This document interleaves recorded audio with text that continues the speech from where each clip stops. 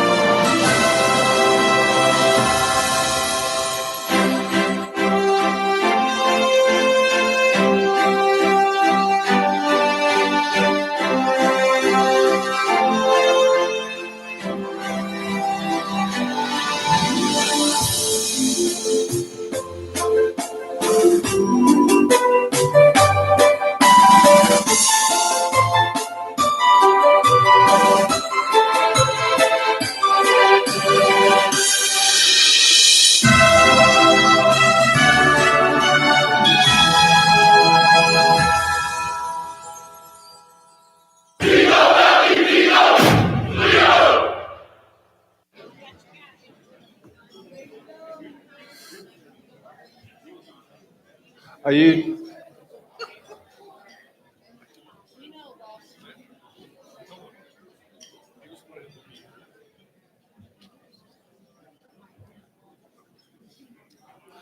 It's not you. Good afternoon, Rotarians. Can we lower the volume?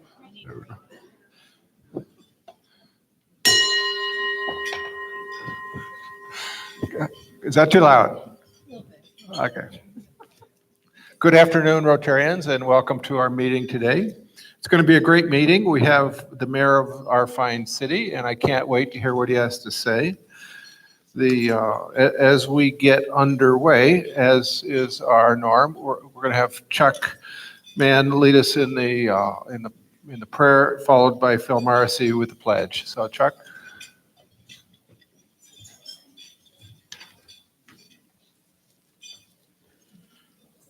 While working at an ordnance plant during World War II, a woman named Vesta Stout noticed that the way ammunition boxes were sealed made them difficult to open quickly, and recognized that this could cost precious time in battle. So she developed a waterproof, tearable cloth tape to solve the problem. Yes, duct tape was invented on this date in 1943. Now, trying to keep this topical with our speaker today, I have come up with an idea, because a lot of you know that I'm an idea guy. And I went and found some extra wide duct tape. Also comes in white and yellow. We have unemployed people in the city. We have duct tape, we have roads that need to be repaired. So, Mr. Mayor, there is my contribution to the problem of duct tape. Thank you. Let us pray. God, thank you for Mayor Kapszukiewics and all those who are in elected offices that govern the city of Toledo. Guide them to make wise decisions which are always in the best interest of our community. We also pray for those who are in local law enforcement. Please help them to have concern for those that trust them, compassion for those that need them, and send them home safe to their families each and every night. In your name we pray. Amen. Pledge allegiance to the flag of the United States of America and to the republic for which it stands, one nation, under God, indivisible, with liberty and justice for all.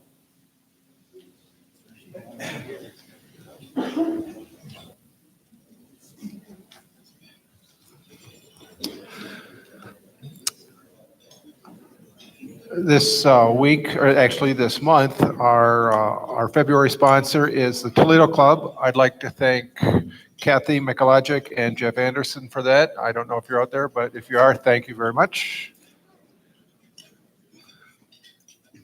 Who is welcoming visiting Rotarians?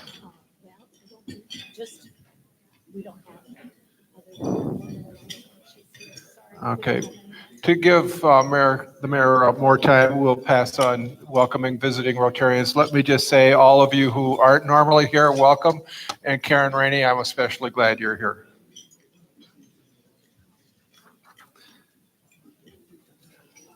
Are there any Rotarians visiting Rotarians? Then let's move.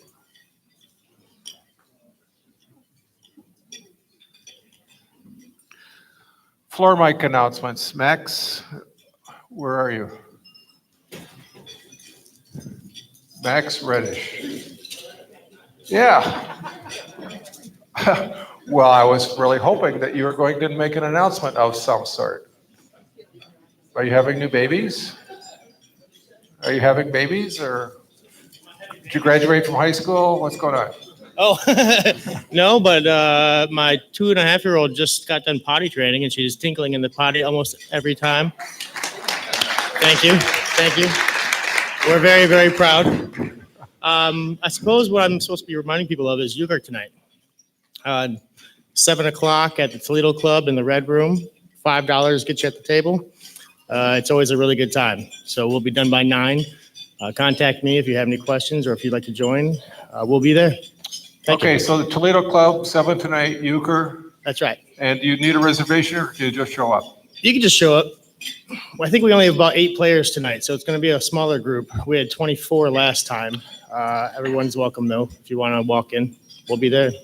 Well, if anybody's free tonight, I can tell you it's a lot of fun. I was there last time and it was great. Great time. Glad you had a good time. Anything we missed, Max? I think that's about it. I'm looking forward to hearing the report of is it your daughter? Yeah, Of her graduation. yeah. And my 3-month rolled over, so that's big news, too. So big times in the Reddish household. Thank you. Thank you. I just have one announcement today, and it's to talk a little bit about polio, what happened last year. You know, it's the biggest thing that we do, and in many ways, it's the biggest thing we ever have done. Our total number of polio cases in the world, all of them in Pakistan and Afghanistan, was 173 for all of 2019.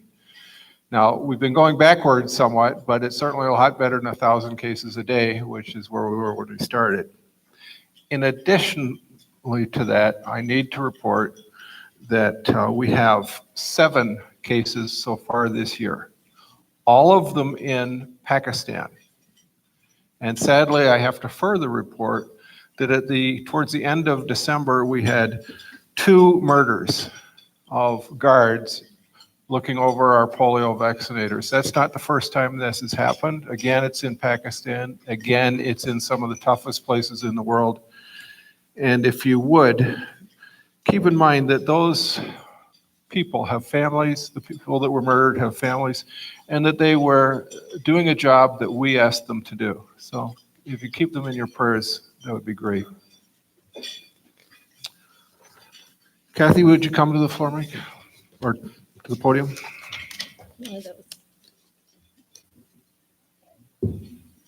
Thank you, President Tim. I have a few announcements here. I'll try not to go on too much, but first and foremost, I got a call from Murph today. I think everybody knows him, and he hasn't been here for a while. He said to say hello to everyone. He had recent knee surgery, and he said he's been doing therapy, had to get to 90 degrees, and he's at 111 degrees. I think that means the bin. So he'll be here on the 24th, but he can't drive. I offered to pick him up today, but just wanted to let you know how Murph was doing. 2, Abby gave me this. We don't know whose notebook this is. So if anybody wants to claim it, it says the Deco Group on the front, hashtag getting great. So we've had it for a while, and I told Abby I would hold it up. A couple of announcements I want to make, please. 1, letters were mailed out Friday. I put them in the mail Friday. That would outline, if you don't already have a receipt, your 2019 contributions to the Toledo Rotary Club Foundation. If you made a contribution during the Black Tie Affair, I also made a note on that. You may already have a receipt for that. If you have any questions or you disagree with the amount that I put on that letter, please let me know. It was a process to get them out, and I just wanted you to know if you didn't get it Saturday, it should arrive today. Next, Abby Mortimer Sachs, as most of you should know by now, is the new club administrator. But I hear that many of you may not be getting the spoke. You may not be getting evaluations. And I think it may be because if you don't have her email as one of your contacts, it may be going to spam. I don't know if that's what it is, but Walt's put the slide up there. Her email is asachs@toledorotary.org. So if you'd please add that to your contacts, then that might eliminate that challenge if you've been having it. The next, I just want to go over a couple of things that are just office related that would be so helpful for everyone. On our website, Walt, can you go to the next slide, please? At the top of our website, and Walt's done these great arrows for me, it says member info. And I know we have greeters, we have people who do the pledge. If you would click on that, you'll get a drop down that'll take you to, Walt, the next slide, to sign up Genius automatically. And it will take you to this point. And again, you have to click sign in, but you don't need to know a password or anything. So if you would just please remember that this is there, because then once you hit that button, Walt, if you would go to the next slide. Yeah, just log in. It's all set up, so you don't need to do anything. And then the next slide will actually take you to the options that we have set up for you in Sign Up Genius. I don't know if some of you have been here, some of you have not been here. It's not that slide that you're seeing right now, but just so you know, you sign up to be a greeter. If you want to sign up for a program that is scheduled, you may be the facilitator, the Pledge of Allegiance, and I'm not sure what else is there. Pledge. Yeah, I can't read that far. Reflection, other items. Just know that it's there, you as members. That way you can sign up, pick the date that you want, and it's automatically sent to the office. And this is how we schedule things on a Monday. And last but not least, because I've noticed that our attendance records look like not very many people here, and I know you're here, the scanners. I know it'll beep when you put your barcode under that, but just remember that it needs to turn green. So if it beeps and it's not green, your attendance didn't get scanned. So we go back to the office and then we manually try to remember who was at the meeting. So a lot of you are getting missed, and that's important to us as a club so we can kind of run a percentage and figure out who's engaged, who's coming to the meetings, who's not, who attended a committee meeting.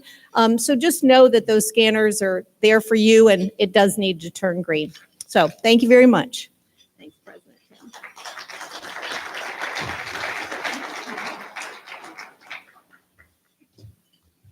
Marie White, how are you today? I'm good. How are you? You have to come up to the microphone. If you don't speak into the microphone, Walt yells at me after the meeting. So how are you? Hello, I'm good. Okay, I'm so glad about that. Walt, how am I doing? Okay. What are you doing up here today? I'm introducing a friend. Okay, and a good friend? Yes, a wonderful friend. Why don't I leave you to it? Okay, thanks. Hi, everybody. I am delighted to introduce you today to my friend, Joe Blackburn. This is Joe. Come here, Joe. Joe has worked in the insurance industry in many roles for several companies over the course of her career, including Medical Mutual, Aetna, Marsh and McClellan, which is an independent agent, and American Family Insurance, which is how we met, and currently where she's employed as the sales district area leader for this region. Jill met her husband, Ray, through her son, Stefan, at a youth mission trip where Ray was one of the leaders. 10 months later, they were married. And 9 months later, they picked up their lives in Cleveland and moved to Madison, Wisconsin, where they both started working with American Family Insurance. They just celebrated their 10th wedding anniversary, and she says it's been a fantastic whirlwind. Her son, Stefan, is a scholarship volleyball player at Lourdes University and a total cutie pie. The Blackburns love to travel, predominantly to Europe or on cruises to Alaska, the Mediterranean, the Baltic Sea, and the Caribbean. And Jill also enjoys snowboarding, volleyball, water skiing, and spending time with her family. One thing that some of you may know about Jill, if you attended the Rotary Polio fundraising event at Axe 419, is that she's an amazing axe thrower. She'd never done it before, and she killed it. So if I were you, I wouldn't get her mad at you. Her pet peeve, like mine, is slow drivers. Please help me welcome Jill to the Toledo Rotary.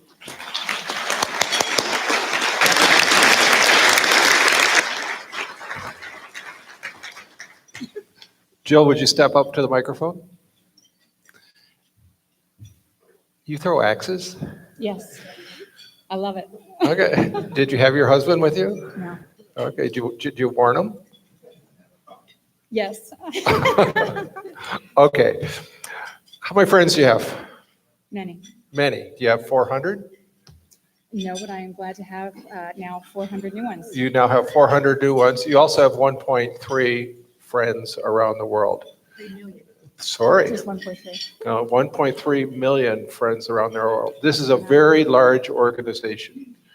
And if you participate in it, if you fully immerse yourself in some of the things that we do, I assure you, you will have friends for the rest of your life. I have a pin here somewhere, which is says to the world that you are a Rotary member, and our roster. Welcome to the club. Thank you.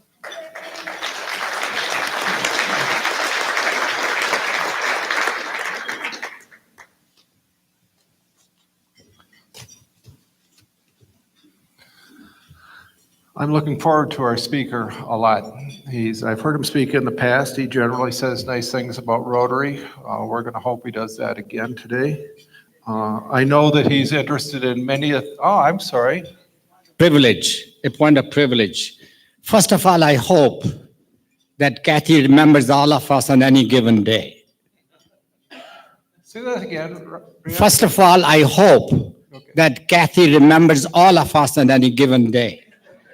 But when she goes to office on Monday, she should remember all of us. Okay. We'll do our best.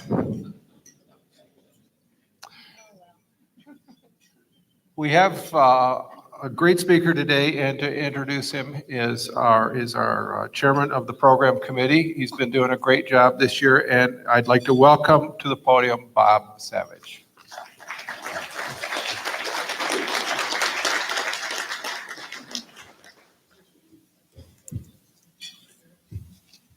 Thanks, President Tim. So February here is unofficially dubbed Mayor's Month after last week in Neil McKinnon. And if we need a sub later this month, Tim Pedro, Mayor of Waterville, you're going to be up. The first thing I want to say actually has nothing to do with the mayor or today's program. But I know that there's a push here to have more members join Rotary. And I think it was 2 weeks ago that all of us filled out cards and put them in the center of the table. And I wasn't asked to do this, but I would make a suggestion to all of you, in addition to giving a card to someone else on another committee, myself included, I don't sit on the membership committee, we'll call. All of us probably know somebody who might belong to Rotary. And the more people that reach out, the more people join. So if you want to put on your agenda sometime this week when it fits in to ask somebody, that'd be a great thing to do.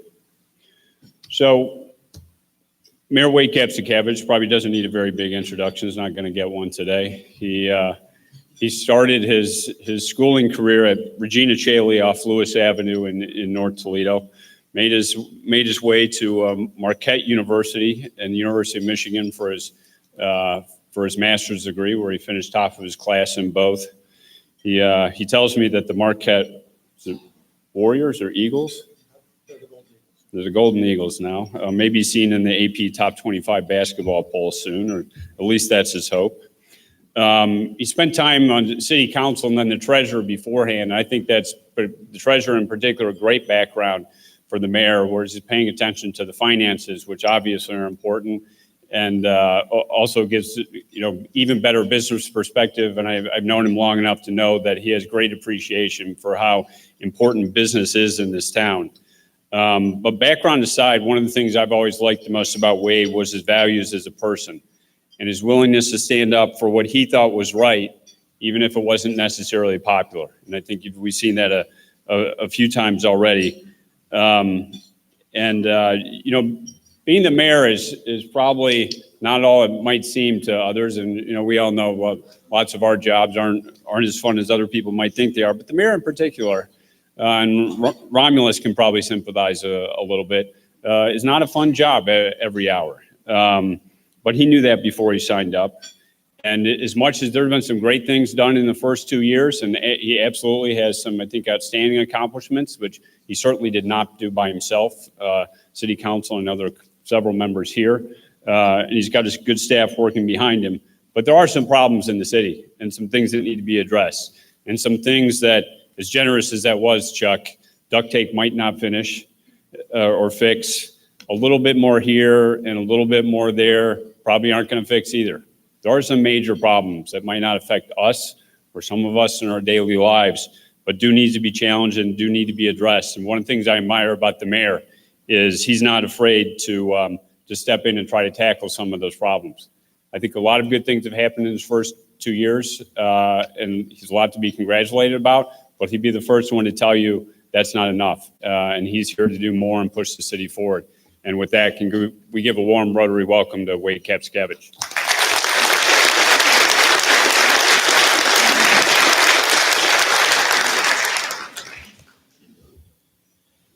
I did not know that duct tape was born 77 years ago today. I did know that my father-in-law was born 77 years ago today. I'm not sure if there are any attorneys in the audience or maybe some attorneys who may have gray hair, but my father-in-law is John Weglian, who some may know. I was a county prosecutor for years and years, an attorney.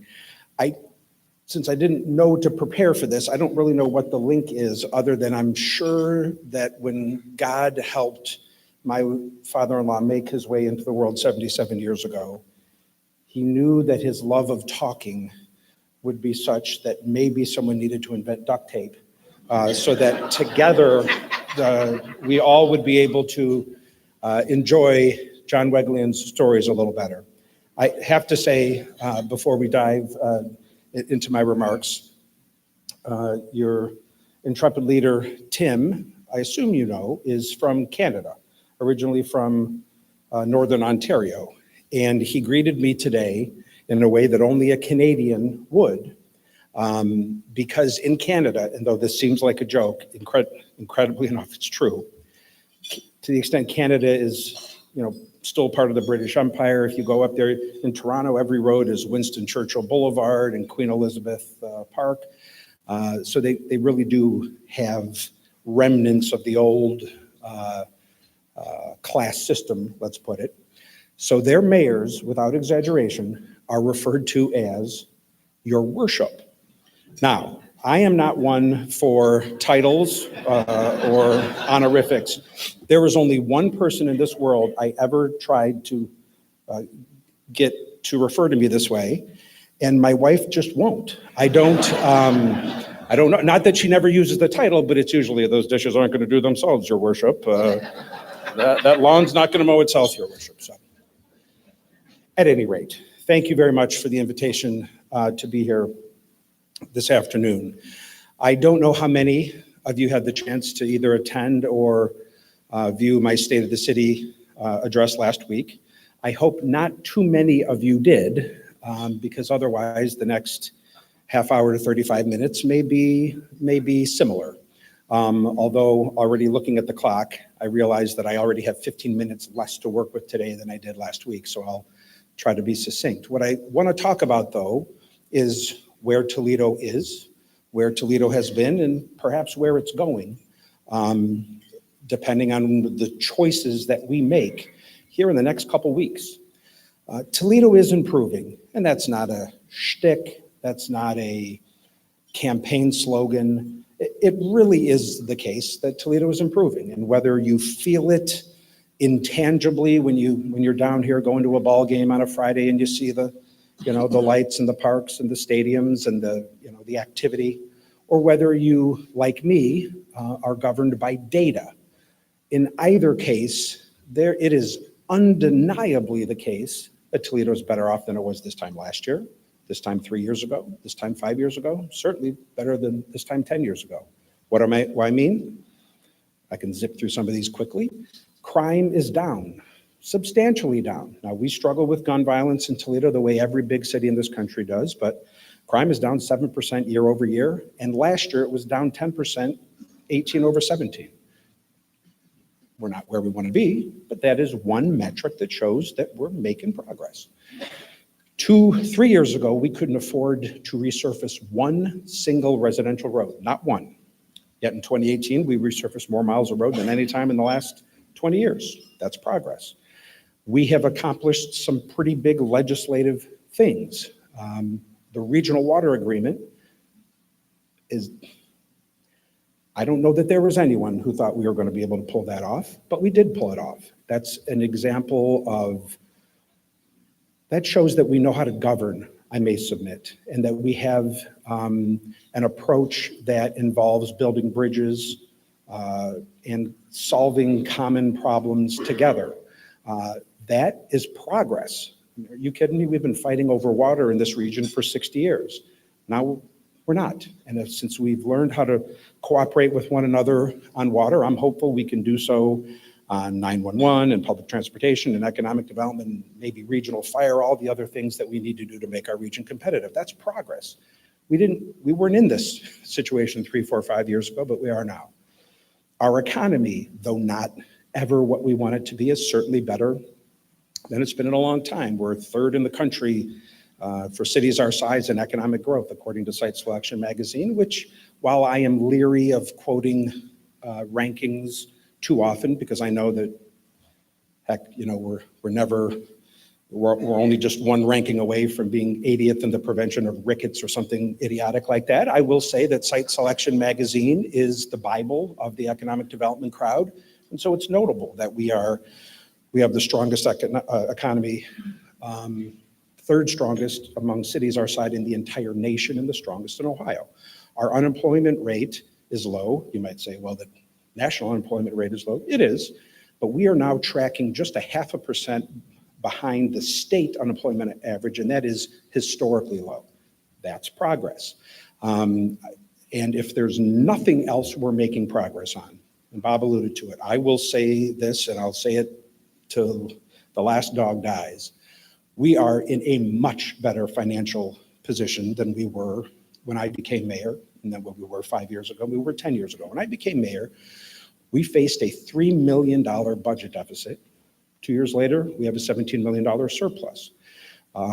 For much of the last 10 years, City Hall has only been able to balance its budget by literally robbing Peter to pay Paul, by taking money out of the capital fund and using it on the general fund. This was a power that the voters gave City Hall in the worst of the Great Recession in 2009. And for 8 of the last 10 years, City Hall couldn't balance its budget without doing that. And yet in the last 2 years, not only have we not had to transfer a penny, again, we have a surplus. That is progress. 10 years ago, we had a negative $14 million rainy day fund. Well, how the heck can you have a negative rainy day fund? Here's how. You have no money in the bank, and you pay the debt you owe to Bob by taking money away from the debt you owe to Tim. That's what a negative rainy day fund was, and that's where we were not too long ago. Today, we have a $24 million rainy day fund. None of this is to say that we're where we want to be. None of this is to spike the football in the end zone and say, hooray, you know, we win. But it is to say we are making progress. We absolutely are. I can't imagine anyone taking issue with that statement. But, and by the way, most politicians stop right there. And the balloons fall and the confetti falls and the band starts playing. But that's not responsible in my judgment, because the goal isn't just making people feel happy just so I can tiptoe through next year and get reelected and, you know, do it. Look, if the goal was to do what's easy, if the goal was to simply do what's easy, my speech would end right now. But that is not the goal. The goal is to make our community the sort of place we all want it to be. And I did not run for mayor to be something. I ran for mayor to do something. And we have a chance right now.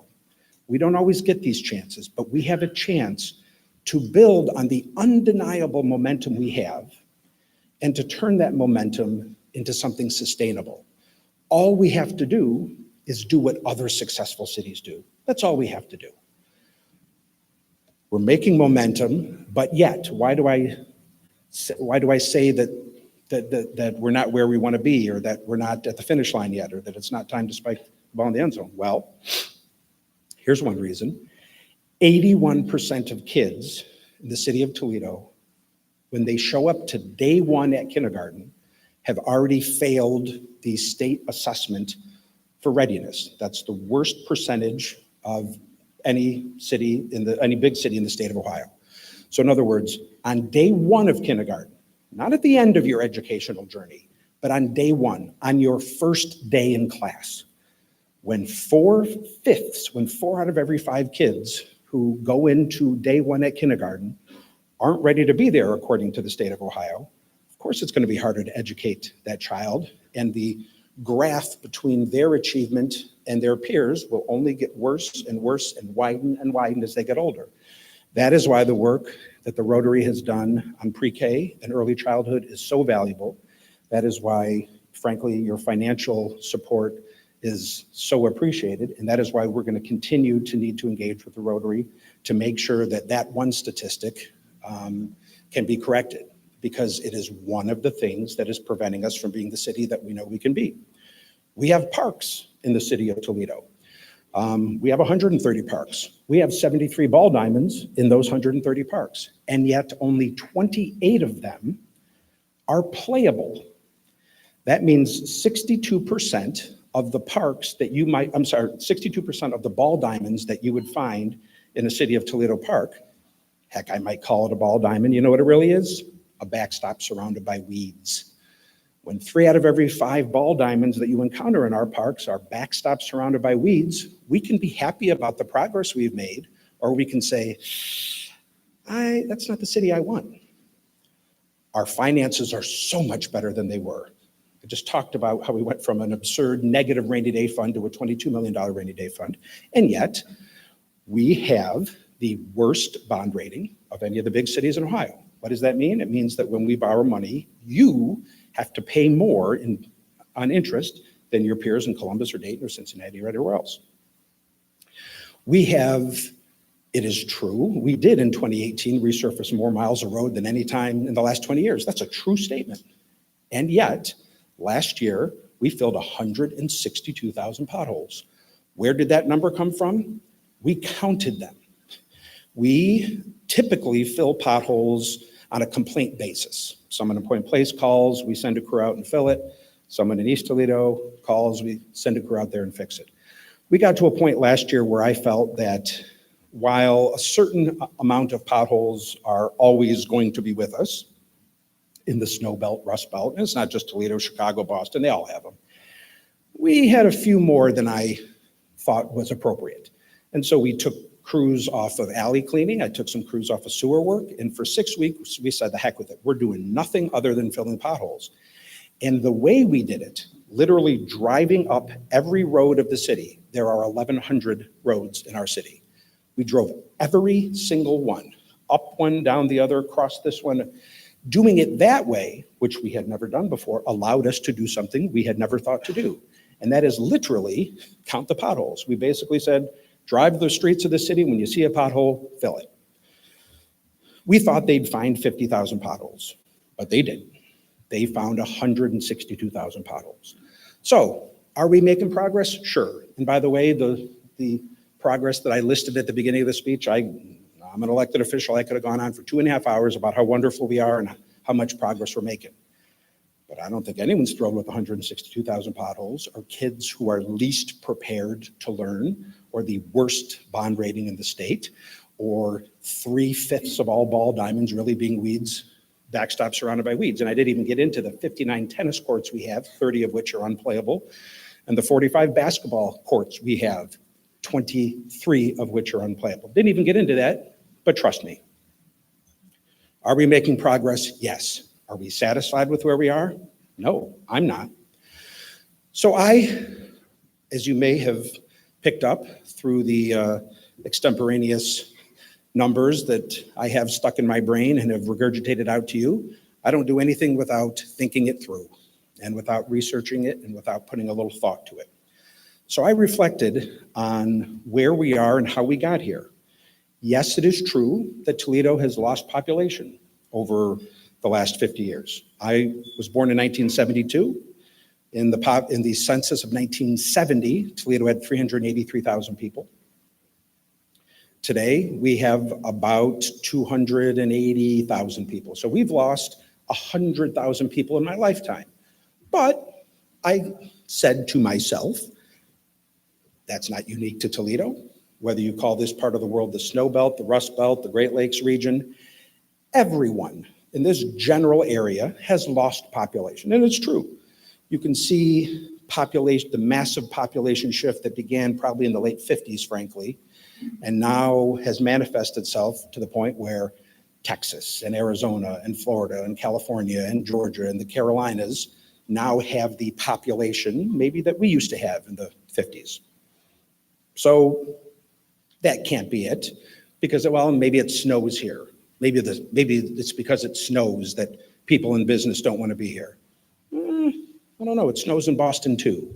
Snows in Chicago too, and in New York and Milwaukee and St. Paul, so it's probably not that. Well, we've been hit hard by plant closures and job loss. Whether it's, and this is not a time for politics, so whether it's globalization, bad trade deals, who cares? Fact of the matter is, factories and investment have left this part of the state and moved to Arizona and Texas and California and Florida. But not just Toledo, same thing happened to Pittsburgh and Cleveland and Detroit and every other city. What is it? What is it that what links these cities? Well, I said to myself, maybe you know what it is? Maybe it's our labor costs, okay? I'm open-minded enough. Maybe the cost of labor here is so high that when you are a business person looking to invest, you don't want to face the high labor costs or the occasionally creative ordinances that city councils in Toledo may advance. And so that has made our city so business unfriendly that it is causing people to not invest here. And actually, if you drew the line at the Mason-Dixon line, you might be onto something, because I do think historically labor costs south of the Mason-Dixon line are much lower than they are north of the Mason-Dixon line. So we are probably at something of a disadvantage when you stack ourselves up with Atlanta, Tampa, Austin, Nashville, et cetera, et cetera. But north of the Mason-Dixon line, how are we any different than Columbus and Cincinnati and Chicago and Boston and New York and Pittsburgh? Not only do all of those cities have labor costs just as high as we do, in most cases, they are higher. Columbus, Ohio has a higher rate of unionism than they do in Toledo, and labor costs are almost twice as high in Pittsburgh as they are in Toledo. And yet Pittsburgh went from a drizzly gray steel city when I was a kid to a city that now hosts G7 summits. How did that happen? If unionism and labor costs are some great sin, they're facing that sin. There's twice as big a problem in Pittsburgh as there is here, and yet look at that town. So, geez, I don't think that's it either. What about public education? I see Dr. Duran over there. I know that public education has its hands tied in Ohio because of the unfair and literally unconstitutional way that public education is funded in the state. And so recently we saw TPS receive a higher letter grade than it had been getting. But for last couple of years, it received a letter grade that none of us would want to get. Here's my point. Of the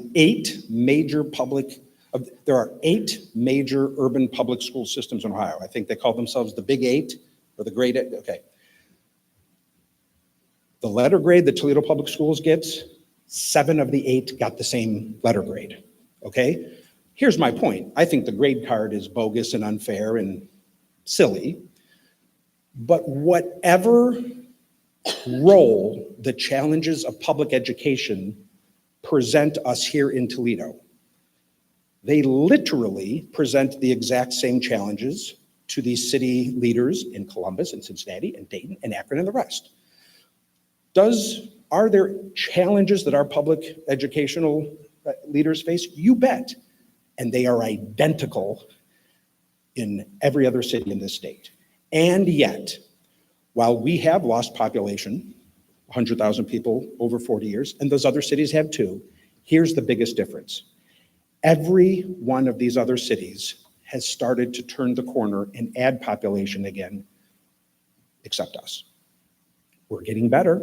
We're making mincing steps of improvement, but we are losing population at a faster rate than any other big city in Ohio. Obviously, Columbus is exploding, but Cincinnati is growing again. Dayton isn't growing, but it's stopped losing population. Akron, we're almost the exact same city as Akron, let's be honest. We play in the Glass Bowl, they play in the Rubber Bowl. It's the same city. They're growing. They have the same snow, the same labor costs, the same challenges with public education. What is it about us? What is it? If it's not labor costs, if it's not those evil unions, if it's not schools, if it's not snow, what is it? Why has everyone else turned the corner and not us? Now, we're not in reverse. but we're spinning our wheels like a hamster. Why? What is it about us? What is it? I would submit that what makes us different, unfortunately, vis-a-vis our peers, is that we systematically fail to invest in ourselves. We fail to invest in ourselves. The city of Toledo spends less per capita than any other big city in the state of Ohio. Not by a little bit, by a wide margin. We spend less than any other. Are you okay? Are you going to start crying? I do. I was going to, trust me. When I saw these numbers, I was going to start crying too. Less on roads, less on cops, less on fire, less on infrastructure, less on parks, less on everything. Want to hear something even more sobering? There is a plan to invest in ourselves in a way that successful cities do. It's called Issue 1. It'll be on the ballot 5 weeks from tomorrow. When Issue 1 passes, we will still be last in the state in per capita spending on roads, cops, fire, parks, and infrastructure. That's how far behind we are. We are that far behind. It might not feel this way, but after passing the 0.75% tax in 1982, and then having never touched it for 38 straight years, we are the lowest, our citizens face the lowest income tax of any big city in the state by a wide margin. And that's fine. There is a real benefit to having a low income tax. There is a benefit, but it explains why we invest so little in ourselves. So let me just talk about one example, parks. We spend $41 per citizen on parks. Well, what does that mean? That just sounds like a nerdy number that I have stuck in my head. Put it in context. Well, $41 per citizen is half of what they spend in Columbus, half of what they spend in Cleveland. It is 1/5 what they spend in Cincinnati, but it's even worse than that. The overwhelming majority of what we spend our small parks budget on, 83% of our parks budget, what do we spend it on? Youth recreation leagues like they have at Pacewater Park in Sylvania? Soccer, stuff for kids? Nope. 83% of what we spend on parks is spent mowing grass. So move to Toledo, we mow a mean blade of grass. Is that all we want? Is that all we want? It's not what I want. I know what I'm proposing here. And I know that this ain't the easy thing. The easy thing would be to put my head in the sand like an ostrich and do what the 10 previous mayors have done and keep on kicking that can until I just make it past my reelection and everyone pats me on the back and says, yeah, okay. Okay, that would be the easy thing to do. This is not easy. I know what country we live in. I am an American, which means I am conditioned to hate taxes. I hate taxes. We are all descended from revolutionaries who so hate taxes that on a cold Boston night in 1773, I'm melting under the hot glare. On a cold Boston night in 1773, they met at the church, put makeup on their face to make themselves look like Native Americans, and they poured boxes of tea into the harbor to protest how much they hate taxes. I get it. Americans hate taxes. Hooray. But the citizens of Columbus, Ohio, are also Americans, and so I assume they hate taxes too.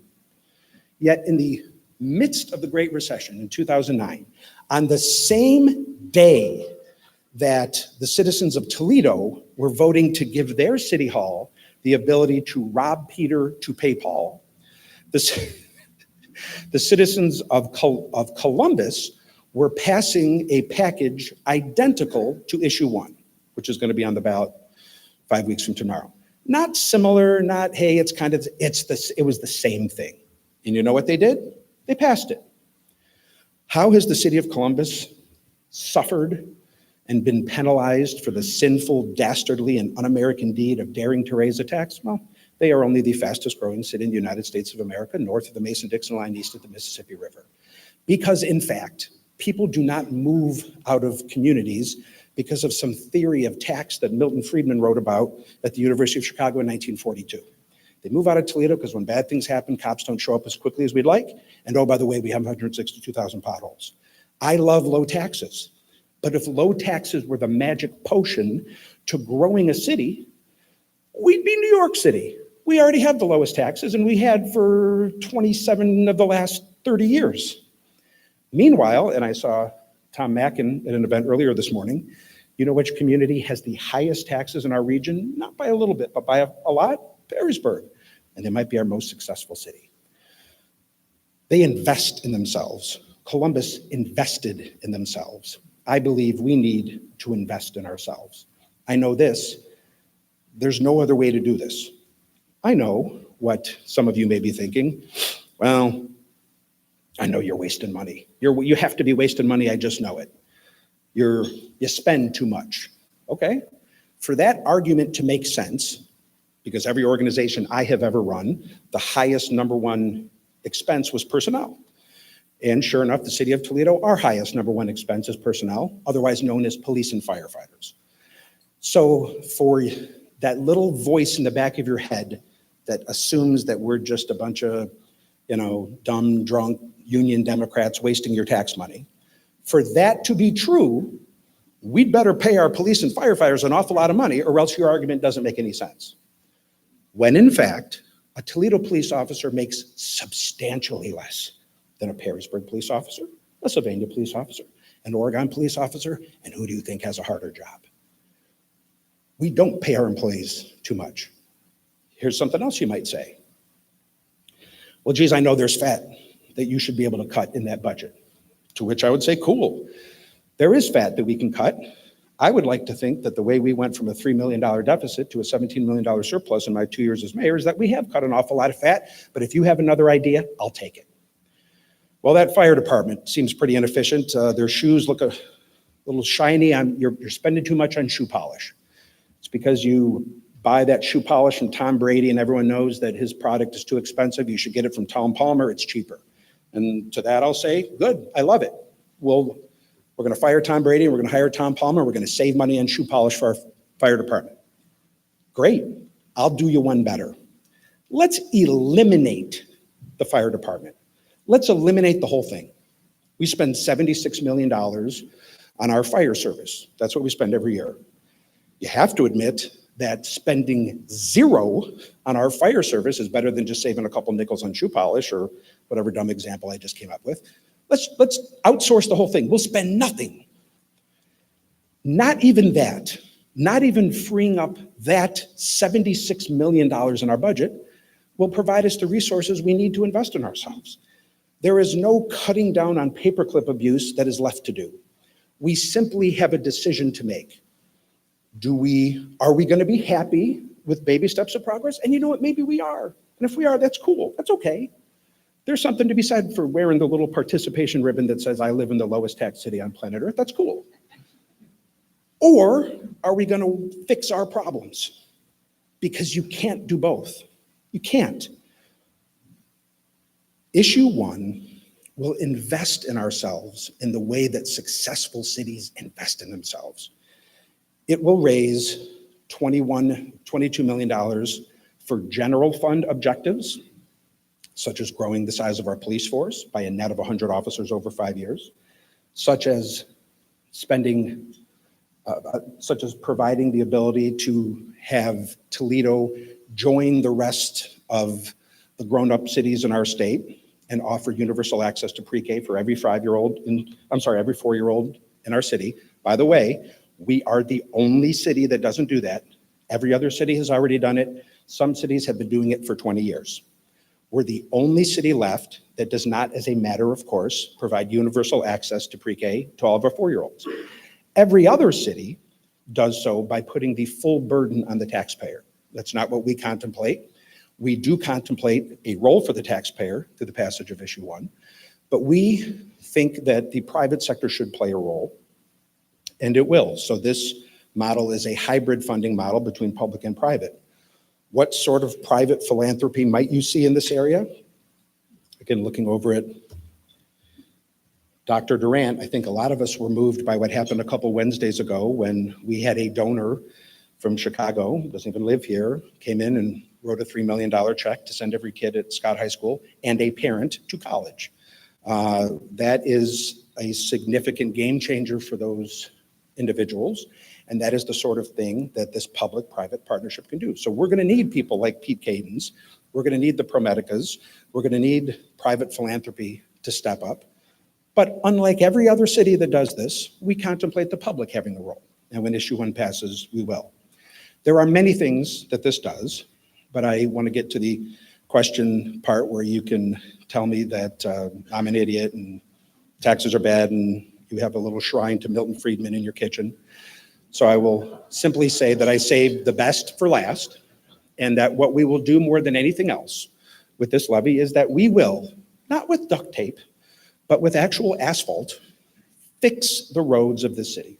When I said that we resurfaced more miles of road in 2018 than any time in the last 20 years, that was true. And we spent $9 million doing that. Under this levy, we would spend $40 million a year, every year for 10 years. That is quadruple the world record amount. Let me say it a different way. 2019 wasn't as good a year for our road resurfacing program, so we couldn't afford the world record amount of $9 million. We fell back into what is a more typical program of about $4 million. What the passage of issue 1 would mean is a literal 10-fold increase in the amount of roads that we resurface, not just 1 year, not just the next year, but every year for a decade. Let me say it one last way. Regardless of how much we spent, we ended up resurfacing 1.6 miles of residential road last year, 1.6 miles. When issue 1 passes, we will resurface over 70 miles a year, not just next year, not just the year after, but every year for a decade. That's an almost cartoonish 45-fold increase in the amount of residential roads that we fix. Let's fix the roads, for God's sakes. This will do it. I won't use this exact same campaign slogan that Gretchen Whitmer and Mike Ferner have used in recent years, but this will fix the darn roads. This will make the sort of investments that successful cities make. At the end of 10 years, we will have fixed the roads of our city. We will have joined the rest of the developed world in providing access to pre-K for our 4-year-olds. We will have 100 more officers on the street, and dare to dream, maybe we'll have some ball diamonds that really aren't backstops surrounded by weeds. The final part of our plan, I think, might be the most significant. The citizens of Toledo passed the 3/4% income tax in June of 1982, and every 4 years since, they have renewed it. They have never failed to renew it. They've never increased it, which is why now, after 38 straight years of doing it the same way, we spend less than every other city by far, and even when we pass this, we'll still pay less. That's what happens when you lock yourself into a rate, when you lock yourself into a Ronald Reagan first-term rate and never increase it like other cities have done. They've never increased it. There was one proposal, there was one time where they were asked to do it, and that was 2016, it was 4 years ago. And there was a fundamental difference between that request and what we're doing 36 days from today. 4 years ago, when City Hall tried to do this, and I wasn't mayor and I'm not blaming anyone, it was a different time, the citizens essentially asked, okay, I get it. We haven't had a dorky mayor count them yet, but I'm sure we have a lot of potholes. I am prepared to make peace with the fact that maybe you need some more resources from me to help fix our roads. But can you promise me that these new resources will go to fix the roads? In other words, can you promise me that you won't do what you've been doing for 10 years, and that is robbing Peter to pay Paul? Can you promise me this money will go to fix the roads? And you know what? They couldn't make that promise. They couldn't. And the voters responded predictably. What we are doing is different. When you vote for issue 1, you're not only voting to fix 45 times more residential roads every year for a decade. You're not only voting to spend 10 times the amount on roads every year for a decade. You're not only voting to grow the size of our police force by a net of 100 officers, giving us as many officers as we've had since 2003. We'll have 700 officers, haven't had that in 20 years. You're not only voting for the funding to do all those things, you are simultaneously voting to require that we spend the money that way. It is written into the ballot language. So you don't have to trust politicians like me when we say, oh, trust us, we'll spend it on the roads. With your vote, you will be requiring that this money must be spent on roads. It is literally written into the ballot language. And I think that is an aspect that could help us build the trust needed from an understandably skeptical public and their leaders to make sure that this important resource is spent the way that they want it to be.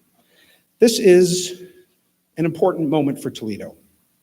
We can be satisfied with the progress we've made, and we are making progress. But we understand that even with all the progress we're making, we're last in the state in child readiness. We have the worst bond rating in the state. We got 3/5 of all of our ball diamonds that are unplayable, and we got 160,000 potholes. Maybe that's okay. Maybe you're happy with that status quo. I'm not. I think Toledo could survive if we limped along on the path that we've been on for 38 uninterrupted years. We'd survive. But geez, is that all we want? Move to Toledo, we'll survive. I want to thrive. And to do that, we are going to have to do what other successful cities have done. Every other city has done this. Most of them have done this 10, 15 years ago. It's the only thing about us that is different than our peers. Snow's here too. There's labor costs here too. Public education's a challenge, but it is in Columbus and Pittsburgh and all those other places. Why have they turned the corner? Because they made tough decisions. We will do it too, but you don't have to trust that we'll do it right. Your vote will literally, legally lock us into doing all these important things, not the least of which is a program that this organization cares deeply about, and that is achieving the goal of universal access to pre-K for every 4-year-old in this city through a vessel called Hope Toledo, where a board of directors will take the money that comes from the levy, will take the $2 million that comes from the private sector, and essentially people will apply to that board for grants to be able to allow their child to go to any one of the several dozen existing pre-Ks that already exist in this city, and provided they are at least a 3-star in the state's rating system, they'll be able to send their kid there. That's what successful cities do, and that's just one example of the sort of thing we can do if we support issue 1. So I may have gone over time, but I still think there's time for people to yell at me, and I know you want to get to that. Thank you.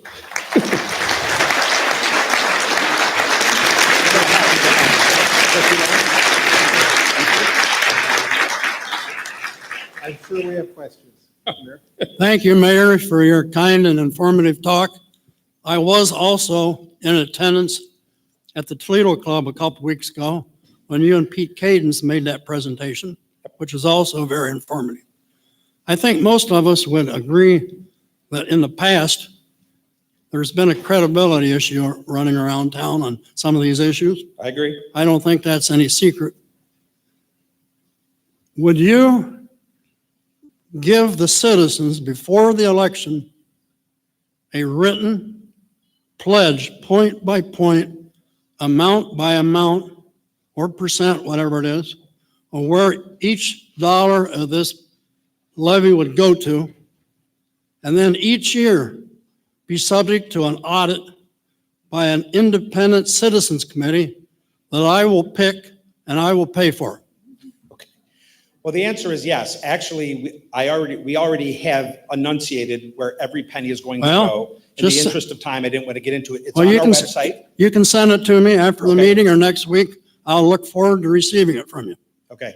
And again, the key difference is here, you don't have to trust us.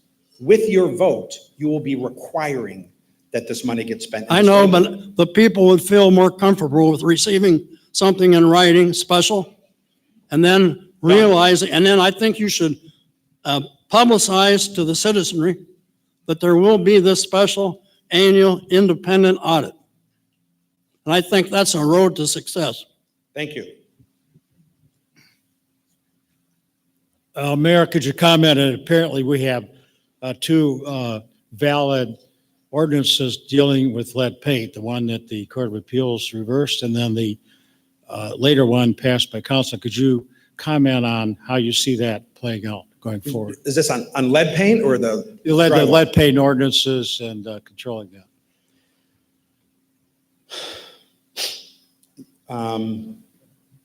We know what the road to hell is paved with, and I think there are a number of I have never doubted the sincerity or goodwill of any ordinance or any councilman who has written any ordinance in terms of achieving the objective that they desire. My worry with the lead ordinance remains the same worry, and that is that that the initial ordinance was written not too quickly, but maybe incorrectly, and that it only applied to certain units. And if lead was a big problem, why are we making peace with the fact that kids could be lead poisoned when they go to grandma's house because grandma owns her home, and homes aren't covered under the ordinance, but only if they are lucky enough to live in a 2-unit dwelling. So those were my biggest concerns. I also think that in some ways it painted with too wide a brush. Here's the analogy I used in talking to, again, we brought everyone together, and we have landlords and the real estate community and the board of realtors sitting down with pastors and other health advocates. There was such debate and discussion over the subject of these dust wipes. I'm not sure how involved all right. One side wanted dust wipes to be used in every single case. And the others said, well, if you do that, it will create such a cost and a burden that the ordinance isn't workable. The analogy I used is that of how police officers approach drunk driving. If police officers pulled over every motorist driving down Summit Street, every single one, 100% of them, they would catch a drunk driver eventually. They'd have to. But that's an inefficient use of resources. That's not how the real world works. In fact, what police officers do is they hang off to the side. That is when we're not using unconstitutional and unfair laser things that you guys don't like. But they set up to the side. Good, applause. All right. What they do is they park their car to the side and look for evidence of drunkenness. So they don't pull over every car. They pull over cars that are sweeving or going too fast. And that is a more efficient use of the resource. That doesn't solve the entire problem. Yeah, there may be drunk drivers that somehow make their way through because they're not swerving, but it is a reasonable compromise. That is where I felt the lead ordinance failed. That instead of applying it to every single property, which is inefficient and too unwieldy and too expensive, we should apply it where there was evidence of lead poisoning. And so it was, I think the difference of opinion I had with city council was played up a little bit. I think our motives were the same. We're coming at it. We wanted to get to the same location. I felt that they had crafted a well-intentioned ordinance that just fundamentally couldn't be implemented. Now the Supreme Court has spoken, or actually the appeals court has spoken, and now I believe we're on a trajectory where we are going to go back, not to the drawing board, but we're going to have about 6 months to try to work some of these issues through. And I think we will get to something resembling the police vis-a-vis drunk driver model, which I think is the right way to go. I don't know if that made any sense, but yeah. Mayor Wade, just a quick comment really to maybe wrap things up. I really appreciate where you're coming from. I get where you're going with all of this. I don't think I have to point out the least civic-minded. The largest whiners in the region are not in this room today. You know where they are. They're out flaming people on the blade. They're out running their own blog spots, and you're not going to reach them. I just want to wish you the best of luck on behalf of all the region in getting your message about issue 1 out to everyone else in the community. Well, thank you. And I appreciate that. Look, reasonable people can disagree, and people who disagree with me are not only are they not bad people, they're not even necessarily wrong. They just have a healthy difference of opinion. Looking around this audience, I've been talking to so many people about this over the last 9 months. There are a handful of you that we've had this conversation and we just disagree. So it's okay. That's how democracy works. It's fine. It's okay. So it's not a question of good versus evil or right versus wrong. I believe that this is the step that the city has to make to become the sort of community we want it to be. Other people disagree, and that's okay. You know what we'll do? We'll have an election, and we'll see what the voters come up with. And you know what? If it passes, that suggests one course of action. But if it fails, okay. we'll, pick ourselves up the next day and dust ourselves off and try something else. I have said all along that we're going to try things. We're not going to sit around and twiddle our thumbs and let the world just pass us by. We're going to throw stuff at the wall, and some of it's going to work and some of it isn't. And if this doesn't work, we'll try something else, because I do believe that the status quo is not sustainable for us. We're making little tiny baby steps of improvement, and that's great. But I think all of us want to make more. And that's what has motivated me here in this case. My guess is you're standing next to me because the time is up.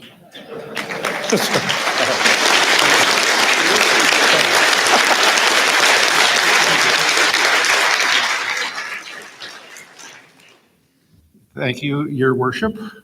I have to introduce you to my wife. That was a great speech. It was very well presented. I thought it was extremely interesting.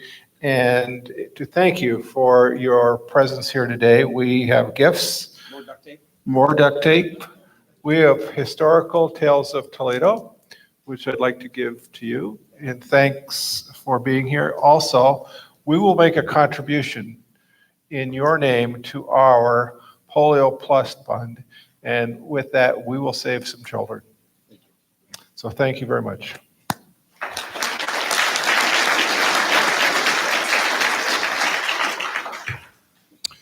We have, before I close the meeting, we have a Finance Committee meeting at Presque Isle today. We have the membership development in North Cape.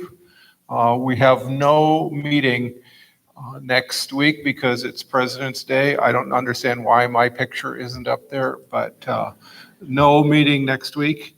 The following week, we have Jillian Bunge, who is going to talk about the 911 connection. It should be very interesting. And with that, we are adjourned.